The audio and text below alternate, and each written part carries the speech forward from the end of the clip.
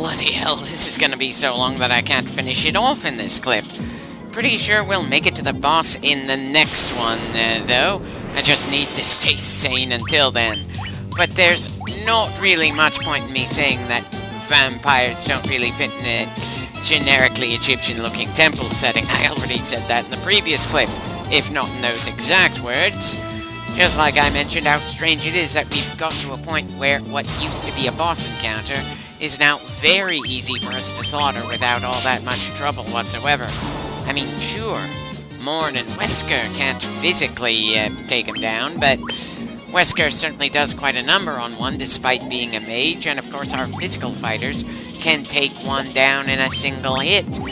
On the one hand, taking out what used to be bosses as random encounters is a nice way to show how far we've come. But on the other hand, it kind of undermines whatever sense of accomplishment we had for taking out the vampire in order to alleviate the suffering in Melmond. Not that there was all that much of a sense of accomplishment at the time. I was more annoyed that we had to pull out of the Earth Cave for a bit, deal with another objective, then come back in order to get far enough down to reach the Lich that served as the main boss down there.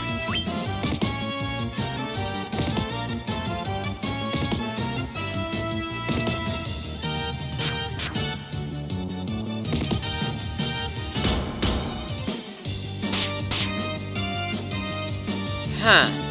Kinda confused that Boromir couldn't manage to kill one of them in a single shot like last time.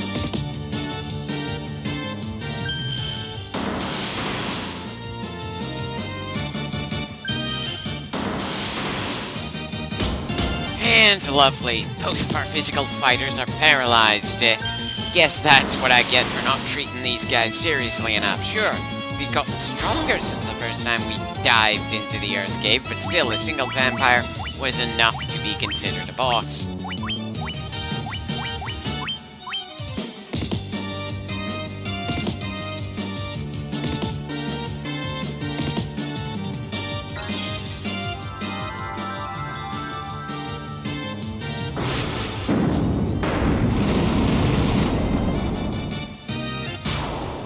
Well, at least we managed to narrowly avoid Tyson being knocked out again. That's gotta be worth something. Still, level 38 and with the best equipment we can get this far in, and we nearly took a casualty to a random encounter. I hope that was just some bad luck and not a sign of how rough things are gonna be for us when we finally make it to Tiamat herself, much less the final dungeon. Though if it's anything like the battles against the other bosses in the other shrines, getting to the main boss of it is harder than the actual boss fight itself. Mostly because these are large dungeons, and we've got some pretty unforgiving encounter rates out here.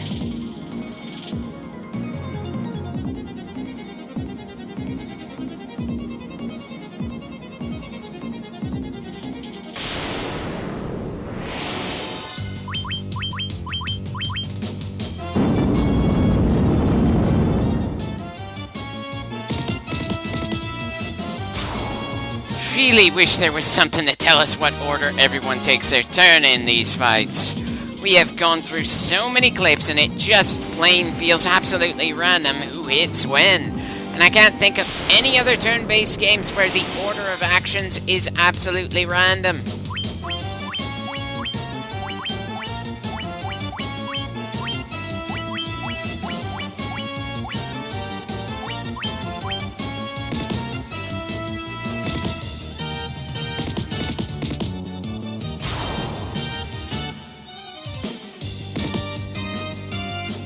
Really wish I knew what made Tyson such a tempting target compared to everyone else.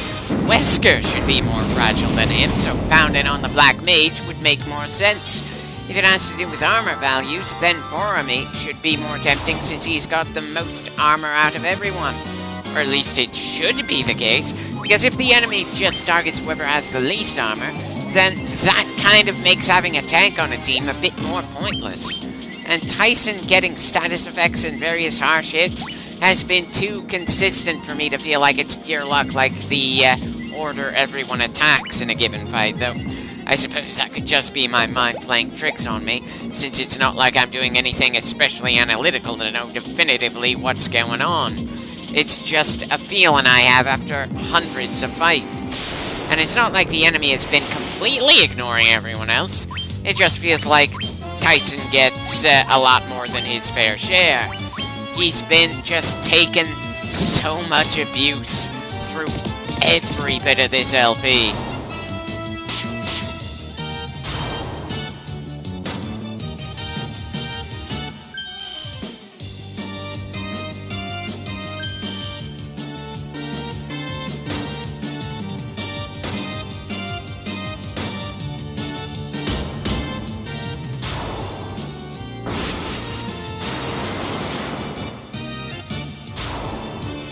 Well, at least the birds seem pretty fragile, or at least relatively, considering how far into the game we are. How far back would I have to look at the footage of this game to see our team unable to hit over 100 health of damage in a single strike?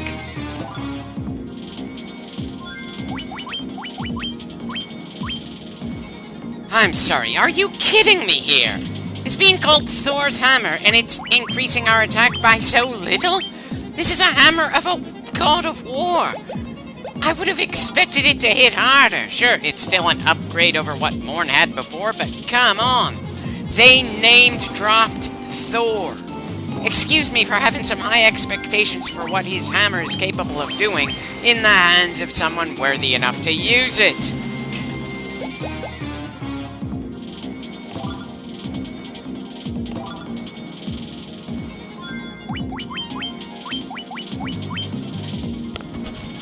Another item that doesn't really seem to be an upgrade from what we have right now.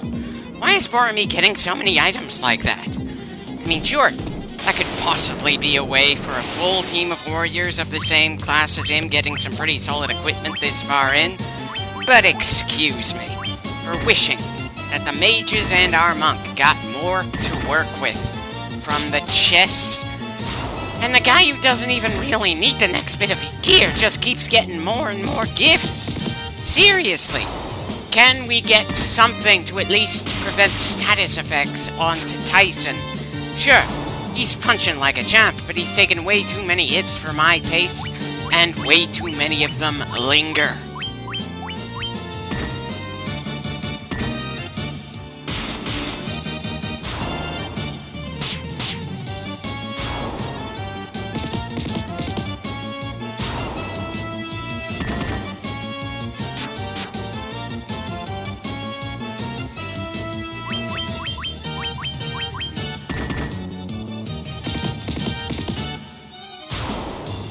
Part of me feels like I should have used Fear to clear the field of were-tigers faster. The other's getting worried that we're taking this kind of attrition in the Mirage Tower. How much worse is the Wind Shrine itself gonna be when we finally get to that teleport pad?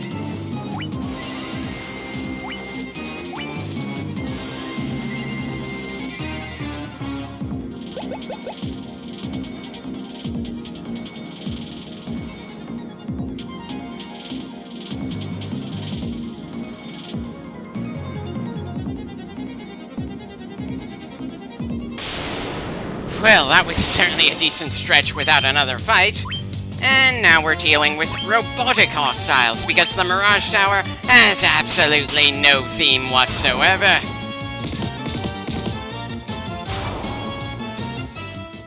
Can't really say if those robots are really more dangerous than the vampires earlier, since we took them down pretty quickly. I'm too busy trying not to groan that this game made a missable reference to Journey of the West and didn't even bother to include any monkey-style characters. Hell, there aren't even any polearms as weapons in this game.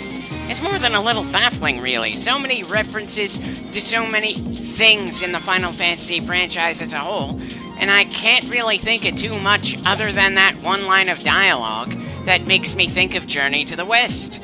Is that because I just do not know enough about that story, and you need to be especially obvious for me to see the link?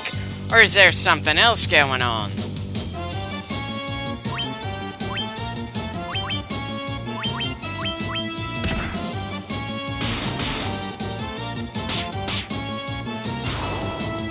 Yeah, Boromir and Tyson just hit so hard that anything less than a boss is completely screwed. Unless, of course, they end up getting temporarily paralyzed or something. Am I just getting complacent this many clips in?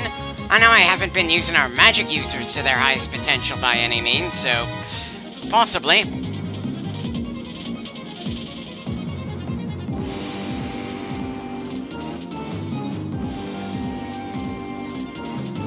Thanks for telling us we're done with the Mirage Tower. I'm looking forward to seeing just what the Wind Shrine is going to look like when we get to it.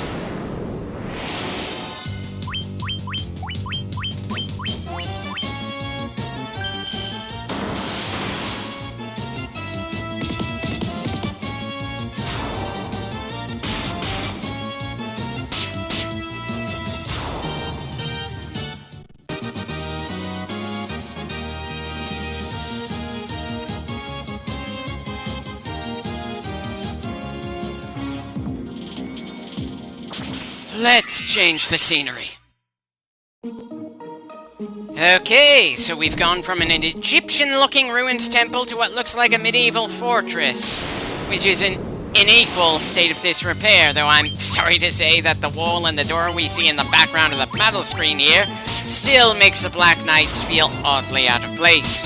Again, bit of a minor visual complaint, but again, I feel the need to talk about this sort of thing this many clips into the game just to give myself something to talk about.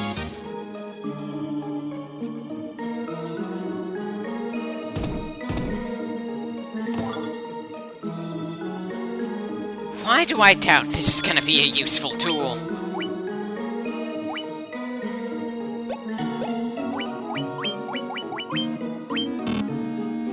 Bloody hell. It's another thing that only poor me can equip. And it's yet another thing that isn't as good as what he's already holding. Maybe if we had a thief/ninja on the team, that would work, but it doesn't really matter to us to imagine how some equipment would be genuinely useful if our team was different. We've managed to get incredibly close to the end of the game with this crew, and I'm very much confident they can save this world. Our team is pretty balanced, very experienced by now, well-equipped, and well-supplied. Sure, those supplies are getting lower since we're in a second dungeon, since we absolutely had to go through a dungeon before this just to make it in here, but just because we won't be able to resupply until we're done fighting in here doesn't mean that we're in horrible shape.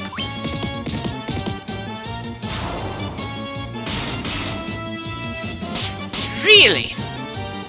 Really, Morn? I know you're a medic and not really a high-end fighter, but come on. You've got the Hammer of Thor. Yet you couldn't manage to do double-digit damage to a guy in metal armor when you've got a hammer that generates lightning. That should be the absolute best tool to use against someone in armor. I probably shouldn't bother to think about things like that. Just focus on what we can do with the tools and people we have. Not groan that our dedicated medic isn't able to do more physical damage when he's been granted a weapon fit for an Asgardian god. His entire thing is keeping everyone on our team healthy. Any damage he does is not exactly a... Well, at least that strike did 20 damage instead of just 3. It's not all that much of an improvement considering the amount of health even the basic enemies have around here. Still, that's gotta count for something. Though I probably should have used a mass lightning attack to speed this fight up a bit. Not that lightning seems to be a weakness for these guys wearing metal armor for some reason.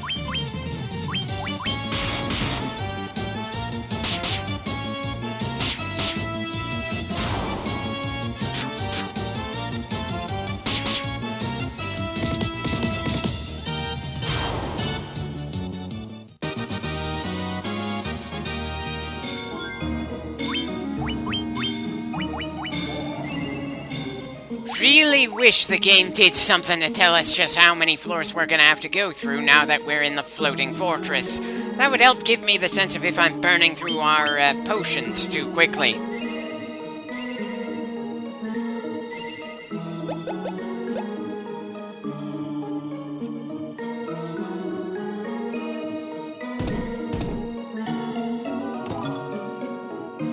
Again, not much point in us getting a good amount of money this far into the game, especially when it's not like there's gonna be any stores inside of the dungeon just before we get to Tiamat.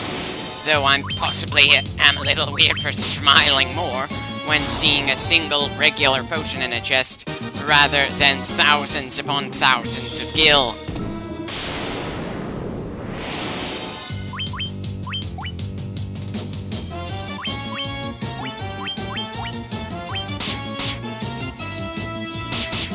Okay, why didn't Boromir manage to take down that first Black Knight?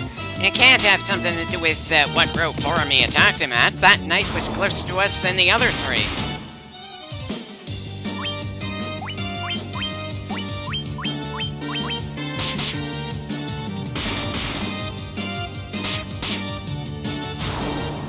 Well, at least he could finish off the night that Morn and Wesker softened up for him. I'm not really surprised that Tyson is our hardest-hitting melee fighter. I'm just a little baffled by a bit of inconsistency from Boromir, the guy who's got an obscene number of swords and axes to choose from, and we're wearing the most effective stuff we've got this far in.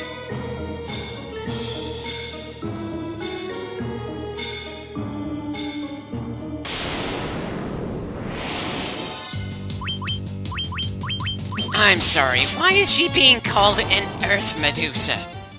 We're on a floating fortress. The only way we could be further from the Earth is if we were on an outright orbiting satellite or something. And I don't remember the first Final Fantasy sending us up into outright space at any point. That's more of a thing in later games in this series, but I'll get to chuckling about that when we finally get to those games. We've still got to finish this first installment of the franchise.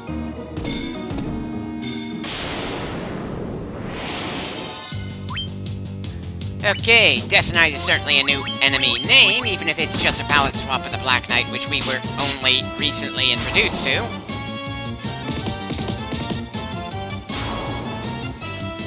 Not that he got to do anything against us since Tyson struck before he could.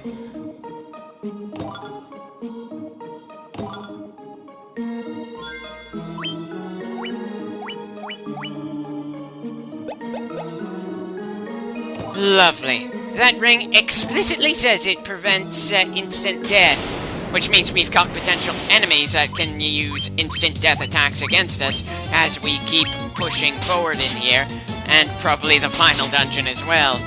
Fingers crossed that we won't end up dropping like flies before we get to Tiamat herself, but that's probably going to be more luck-based than anything else.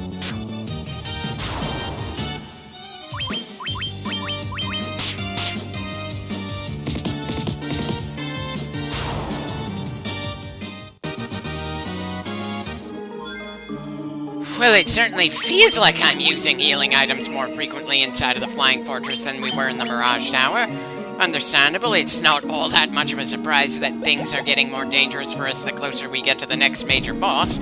It's just that this far in, there's really not all that much more we can do to prepare for the gauntlets in order to reach a major boss than what we've already been doing.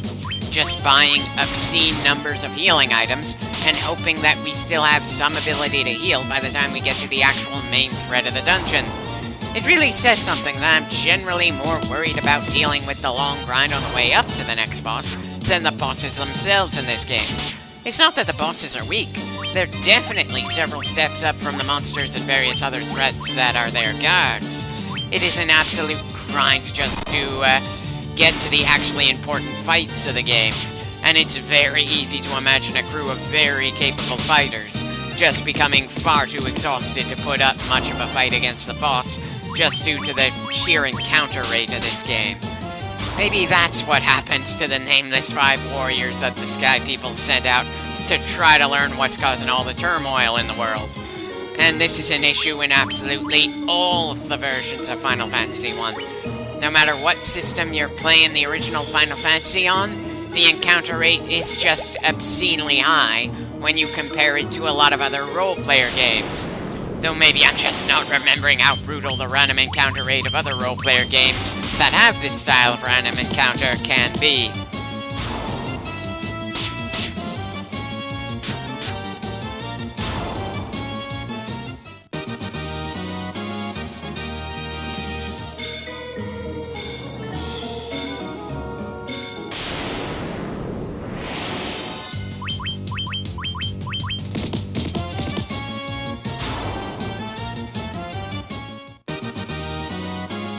definitely appreciate that we don't have to learn whatever attacks the evil eye has in store for us, at least not yet.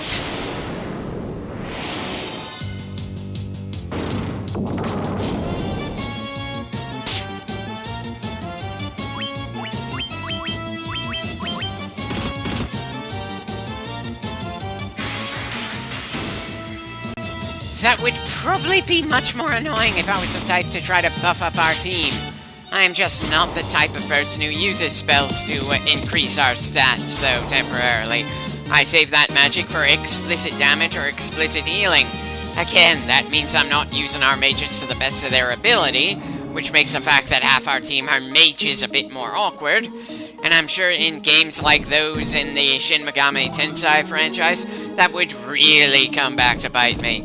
But again, we've managed to get this far into this game doing what we've been doing.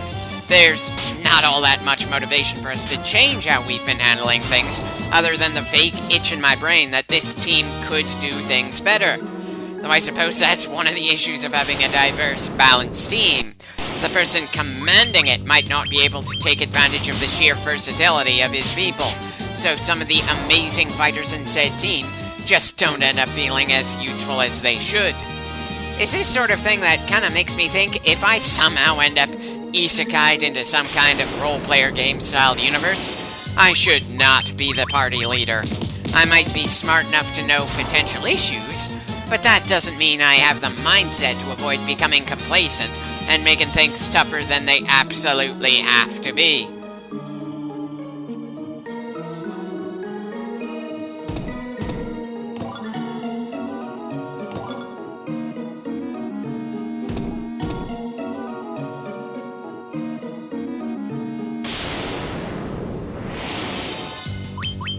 More Medusas, and once again, I feel like they should have given them more of a visual appearance of Gorgons. Sure, Medusa herself is well known for her crazy hair, but it takes more for me to consider someone a monster than seeing their hair moving in ways that hair should not move. Mostly because for most people they cannot control their hair like a bunch of tentacles.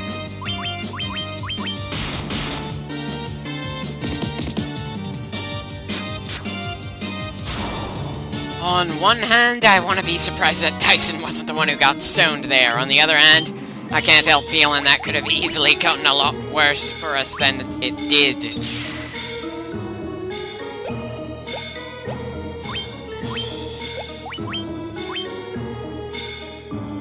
Huh. Really didn't need to use many healing items after that last fight. It feels like we're doing pretty well as far as I can tell. We've still got a good amount of resources to draw on, and even the more troublesome foes we have been dealing with have been falling pretty quickly whenever we come across them.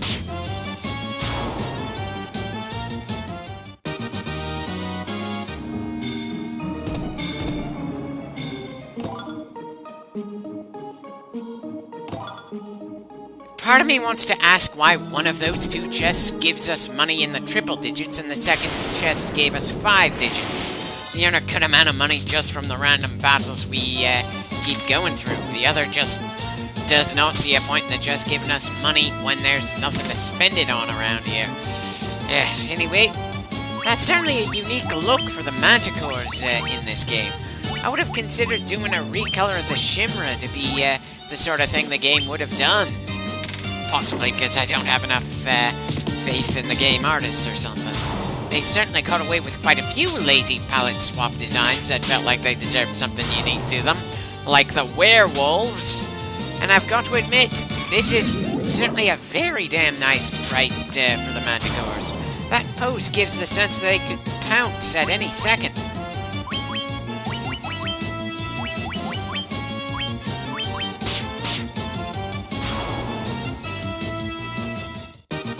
Well, that random encounter certainly lasted longer than most of the other random encounters for us. Here's hoping those Manticores aren't especially common. Anyway, looks like this clip is gonna come to a close soon. Really wish that there was more going on in this clip than just climbing a tower and then teleporting to a fortress to start climbing that in return, but hey, not every day can be especially eventful, so not every clip absolutely has to have major story moments in them. The important thing is that you're making genuine progress, and not that the progress is something that's very easy to feel hyped for. Our goals are getting closer, and this world will be saved.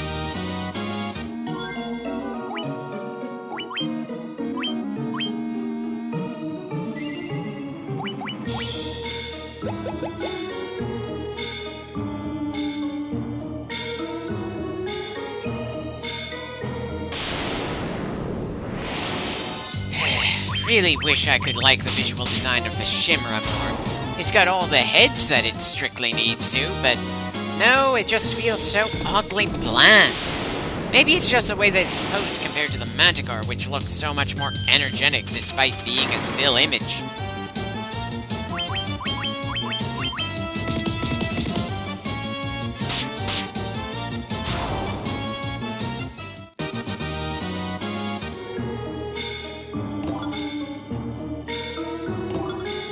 Another item that poor me doesn't need, and apparently something that might be useful to Tyson.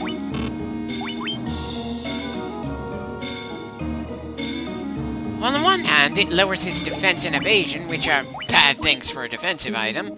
On the other hand, maybe this will prevent him from getting so many damn status effects in so many damn fights.